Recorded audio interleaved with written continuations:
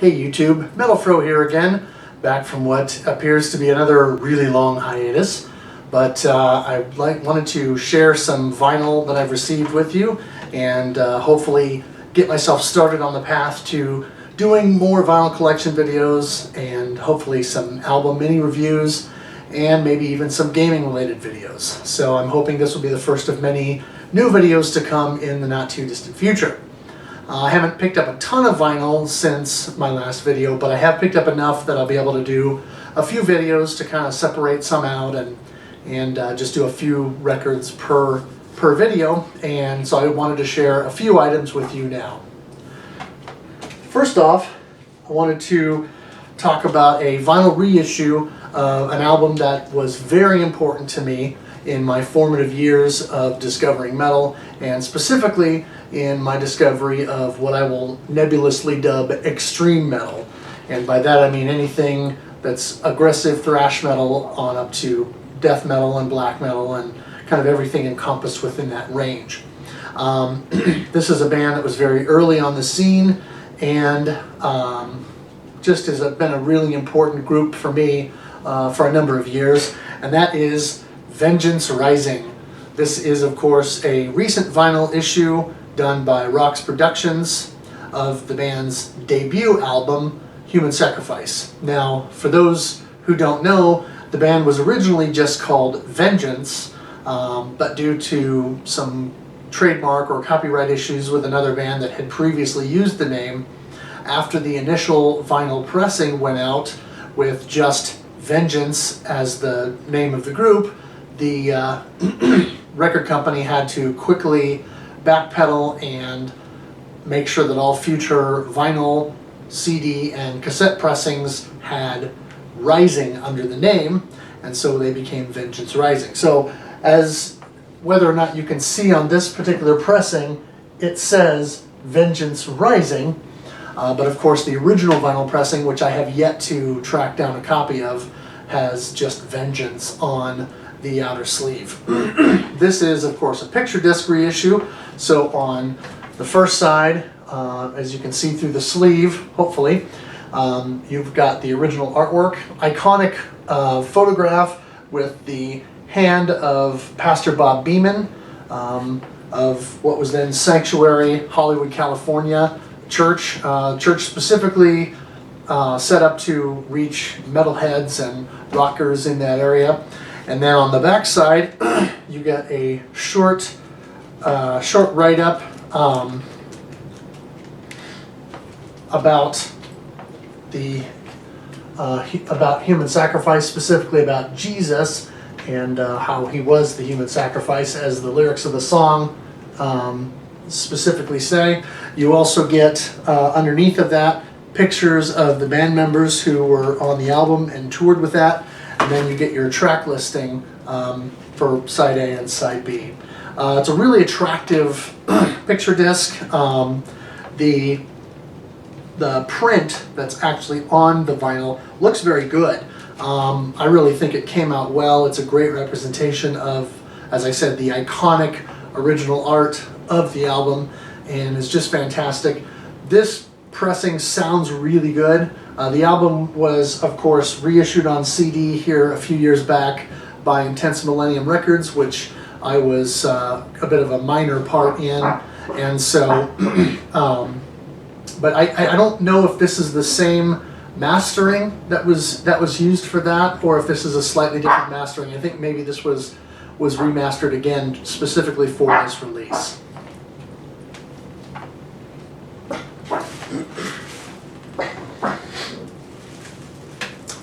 Moving on, we've got another release here by a long-standing member of the metal community and someone that many of you will recognize. His name is Victor Griffin. For those that don't know, he played for a number of years in the seminal doom metal band Pentagram, split off later after he discovered Jesus and became a Christian, and so had his own project for a number of years called Place of Skulls, of course referring to Golgotha.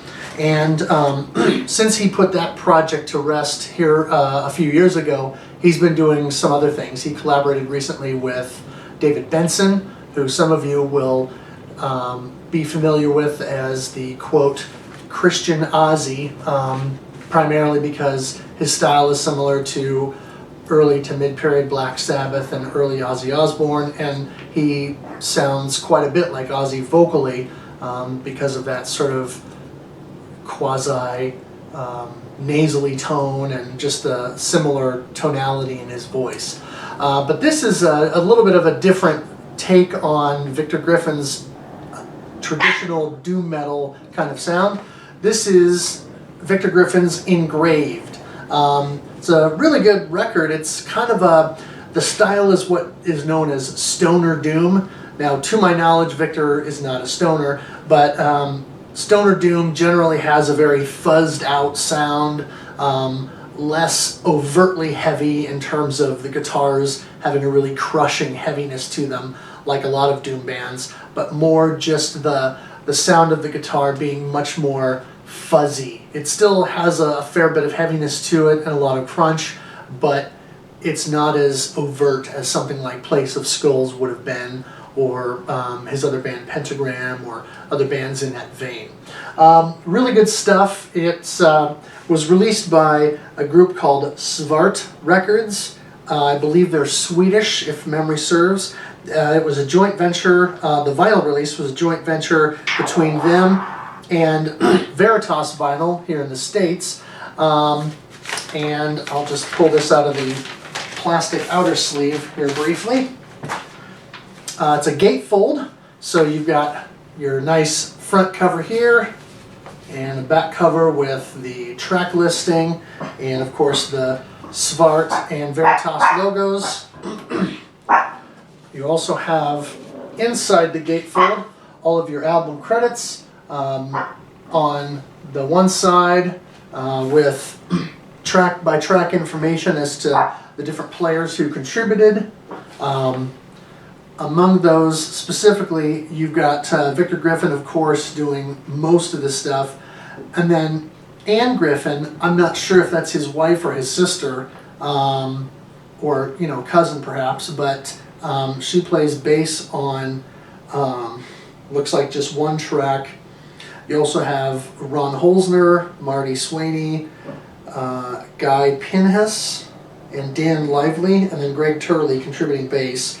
A gentleman named Jeff Olson contributing keyboards on half the tracks, and then Mike Puleo contributing keyboards on the rest. There's additional credits here with recording information, thank yous, etc., etc. And it was mixed and mastered by, recorded and mixed and mastered by Travis Wyrick. Some of you may be familiar with his work. He's done a bit of a sort of industrial techno rock kind of thing. And then pictures of Victor and some of the other players, I believe, who he contributed within this. Getting to the contents of the package, we have a very nice, heavy inner sleeve, or inner insert, I should say. This has a bunch of old-time photos on it, which is kind of a neat touch. Kind of follows with the theme of the album art itself. And then on the reverse side, you have all the lyrics. And for the vinyl, it's got a nice black paper sleeve with the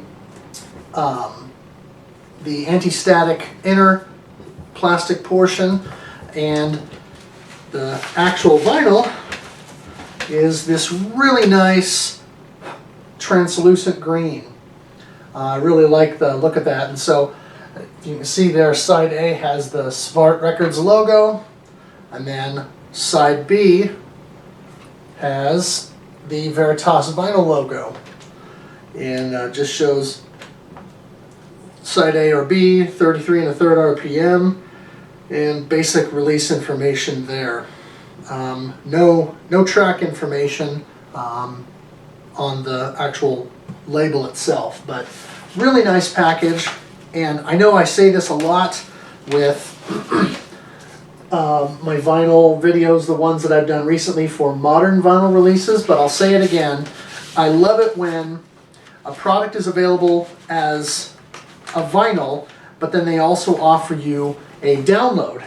And so included in the plastic outer sleeve here, we got a download card for the album on Bandcamp. And once again, I've said it before, but I'll say it again, Bandcamp I think is the best way for bands to connect with fans digitally, because fans can choose whatever format they want, whether they want an MP3, an OGG Vorbis, an AAC, similar to like an iTunes format, or a lossless format like FLAC. So fantastic, really good sound, a little bit different than other stuff from him that I've heard. Of course, I've got a couple of Place of Skulls, excuse me, and it's good stuff. This is a little different, but fun. Moving on, this is another important vinyl reissue of another band that was important for me during my formative years of getting into extreme metal. This was reissued on CD, I want to say 2009, if memory serves, by Retroactive Records. But this vinyl reissue comes courtesy of Roxx Productions, and that is Deliverance, Weapons of Our Warfare. Now, Deliverance, of course, went through a number of changes over the years. They started as a pure thrash/speed metal band, and most longtime fans of the band will say that that's probably their best period. I kind of vacillate between that and their more progressive leanings of some of their little bit later stuff. But in terms of the first three albums that were purely sort of thrash and speed metal, this is my favorite. It has better production than the debut.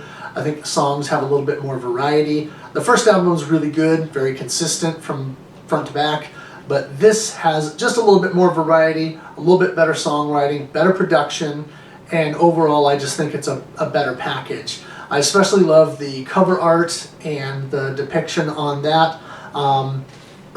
Back of the vinyl kind of mirrors the original release. I don't own an original vinyl version of this, unfortunately, but I would imagine this is pretty close to that, and it does match as closely as it can, given the size, the look and feel of the original CD release's tray card. And so it's a really nice reissue. I don't know if the mastering of this particular version is the same one that was used for the 2009 CD reissue, but it sounds really good on this vinyl platter. Included with this, you get, if I can get it out of here, a nice full color insert with a bunch of photographs on one side, a scan of Heaven's Metal magazine with the band on the front when they were featured, and then on the reverse side you've got the lyric sheet with the nice sort of light brown pattern that matches the back of the outer sleeve, and of course the Deliverance's iconic popple cross there in the center. Also with this package, pardon me, rather than offering a digital download of the album for those who bought the vinyl version,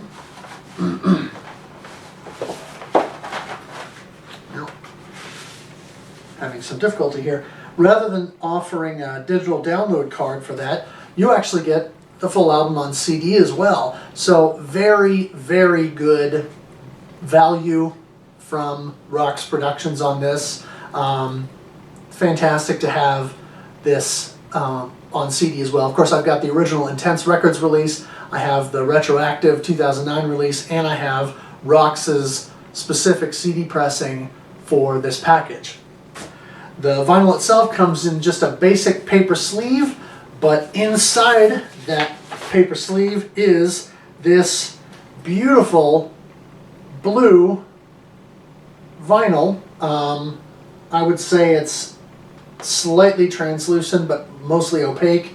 It is a very lightly marbled blue, and so there's just a little bit of a sort of slightly milky look across the record. And of course you've got the iconic Deliverance Popple Cross on side A there with the logo and the album title, and on the flip side the nice Roxx Productions UPC type logo that they have. Sounds really great. I love having this. I've spun it a number of times, and just a fantastic album from front to back, and one that I know I'll be spinning regularly on both CD and vinyl for many years to come.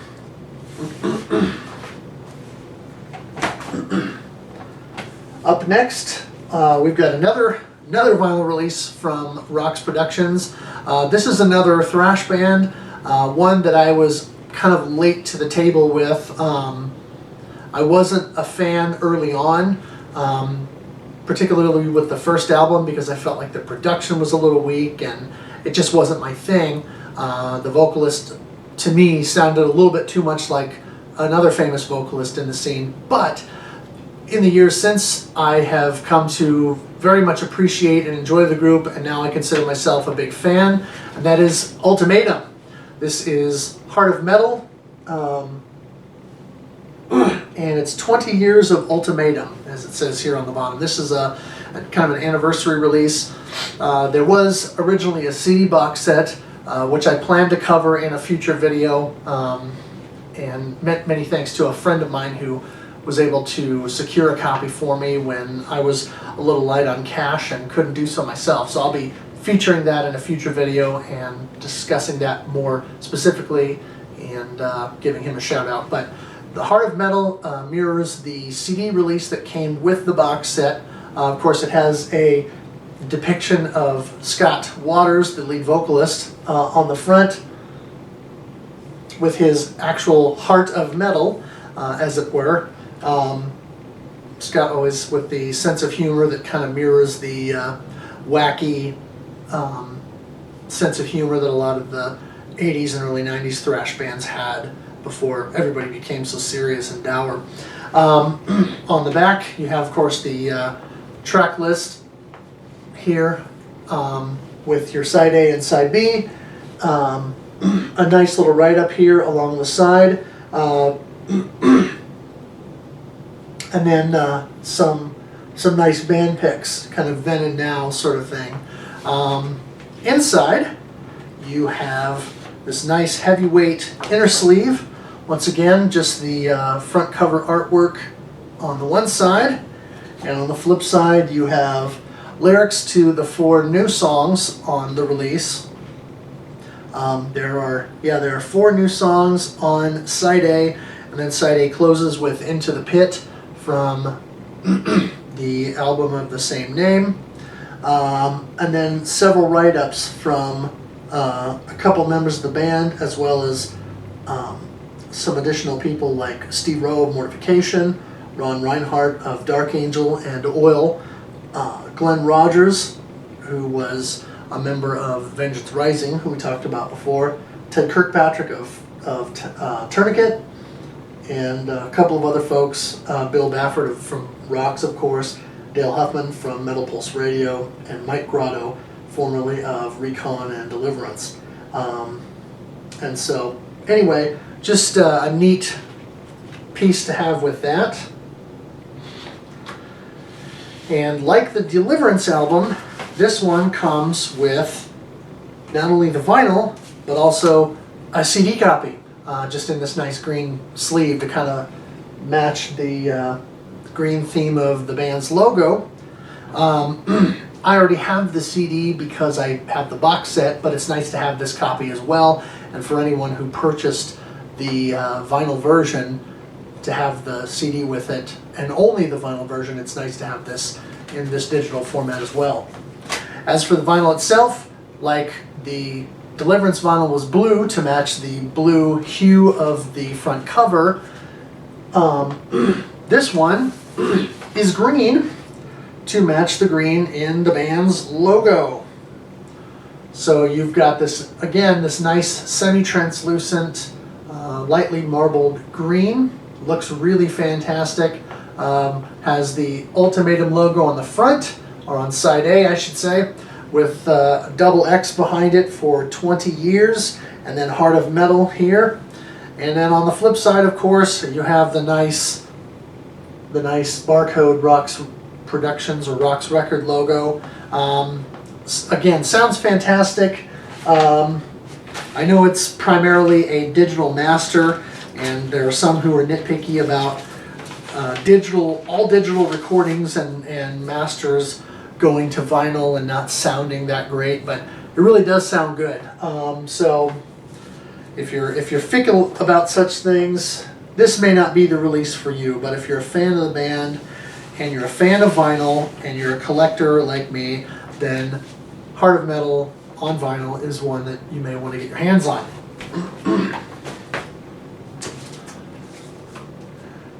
And here's another reissue. This time dealing with an absolute classic, another one that I kind of came late to the table with, a band who I'd heard about shortly after their heyday, I guess you could say, their short stint in the limelight, but one that I have become quite fond of, particularly with this release, and that is The Crucified. This is their self-titled debut, and a very iconic crossover album.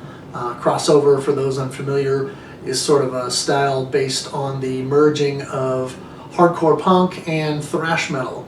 Now, of course, thrash metal already has some punk influence because a lot of the early thrash bands were big into punk bands like the Misfits and some of those groups, but this takes the speed, intensity, and a lot of the guitar tone of thrash metal and marries it to the energy and the vocal delivery and the very political, lyrical kind of bent of hardcore, and becomes a very specific sound. Other bands in the scene that played this style were very comparable to this, but this is just a really good album and a great, I would say, debut. The band had put out a couple of releases before this, couple of EPs in a slightly more punk style, but this is really, I think, where the band found their identity, and I think this is probably my favorite of their works. Back of the album has some nice live photos of the band that you can see, and of course the track list. This was done as a joint venture between Veritas Vinyl, Tooth and Nail Records, who I believe is owned by EMI now, and Vinyl Remains. And the inside the package you get a nice insert that has lyrics on one side, and then also the credits and thank yous. And on the flip side, some nice pictures of the band, a lot of live shots, a couple of candid photos, and things like that. Pretty cool to have that. There are multiple versions of this reissue, and I don't know how many colors or how many different versions there are specifically. I think there may be 2 or 3, maybe 4. In my case, I got this sort of marbled yellow and green version. Got the classic Crucified logo on the vinyl label there. Has your this side and other side track list there to look at, and then on the flip side you have the Crucified cross with of the nails, which I believe was a design they used on one of their t-shirts back in the day, as well as perhaps a t-shirt that they've made available more recently. And then you've got the Veritas logo on one side, Tooth and Nail on the other, and in the center the Vinyl Remains logo right where the spindle is. So this sounds really good. Like I said, this is my favorite release from the Crucified. I know a lot of metalheads like myself tend to prefer the album that came after this, Pillars of Humanity, because it had a more metallic sound, a little crunchier. And I know the song variety on that one is a little bit better, but you know, in terms of a couple of slower tracks, a little bit more going on there. But this is really where it's at for me in terms of the band at what I believe was their peak, the peak of their sound. This does come with I believe this came with a download card. I don't see it in here at the moment. It also came with a Veritas vinyl sticker they included as a nice little bonus.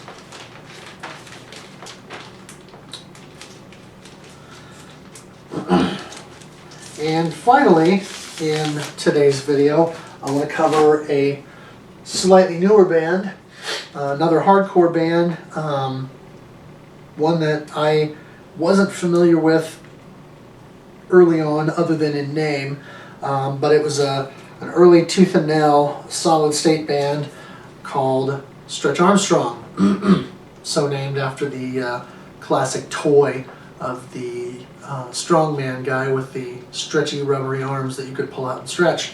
This is Rituals of Life. It's the band's second album, their first on Tooth and Nail solid state. If memory serves, their debut was out on Take Hold Records, which was later bought out by Tooth and Nail. And anyway, this is a good album. It's aside from their debut, it's probably the heaviest the band ever was. After this, they got a bit more overtly melodic. They put out 2 or maybe 3 albums after this, and I've got at least one of them, Revolution Transmission, I believe. Really good album. Like I said, very melodic. Good stuff. But I really like the heavier sound of this record a lot. This had Second Chances, which they did a video for. Had a bunch of live footage kind of spliced together, and then a funny bit at the end with a street performer doing a card trick with members of the band. And so, anyway, very good release. A nice sort of faux serious picture of the band on the back, like you get with a lot of hardcore records. This particular reissue was done by Ferret Records, who some of you may be familiar with. Later worked with Gwen Stacy and more famously with Zao when they kind of came back with The Funeral of God. I've left this in the shrink wrap because I want to keep it nice. This does come with a nice insert that has, unfortunately one side is all blank, but the other side has all the lyrics and the credits and then a band photo. One thing that I don't like about this is had they taken the time and spread the lyrics out between front and back, or put credits and a couple of band photos on one side and then lyrics on the other, is like a lot of hardcore bands, a lot of hardcore records, since the lyrics follow less of a verse-chorus format, they all lay it out in like a stream of consciousness kind of thing. And so you have all these lyrics that just read through from front to back, and if you lose your place while you're reading along as the song is going, sometimes it's hard to pick right up where you left off. And so minor gripe, but all the same, it suffers from the same problem as I would say 90% of the Tooth and Nail era hardcore bands with their releases and the way that the layout was done. And I would say there's probably a lot of hardcore bands out on Face Down and a couple of other labels that have the same issue. This was issued a number of years ago, if memory serves, so this kind of came out before 1999 it looks like. This came out well before the digital music revolution, so to speak. So there's no download card with it, but it's readily available on CD, and it's definitely one that if you're a hardcore fan or a fan of the band, you should own. And the vinyl itself is this really nice looking see-through orange, really bright, brilliant orange vinyl. Looks great. Has the sort of star from the front cover there on the front. It says Stretch Armstrong, Rituals of Life, side 1. And on side B here, you've got this, I don't know, photo of this little kid. And not sure what the significance of that is, but I really like the orange vinyl. It sort of matches the sort of orangey feel of the outer sleeve, so I kind of like seeing that kind of thing. But I really like colored vinyl, as anyone who's watched my videos would know, and so stuff like this just really really excites me, I guess you could say. I just really enjoy the colored vinyl, and find those kinds of pressings to be very special. That's all I have for you guys today. Like I said, hopefully I'll be able to record some more videos here in the not too distant future and start showing you some more of my collection. I have a couple of recent additions I want to talk about, and some stuff I've received over the past year or so that I'd like to cover, as well as going into some of the older records in my collection that I've had for years and just have never talked about because I've been focusing mostly on modern vinyl. In particular, I want to do an episode strictly on the first few records that I ever owned, and the very first record I ever owned, and then the first few that I ever purchased with my own money when I started to collect vinyl. So that's all I got for now, but thanks for watching, and we'll see you next time.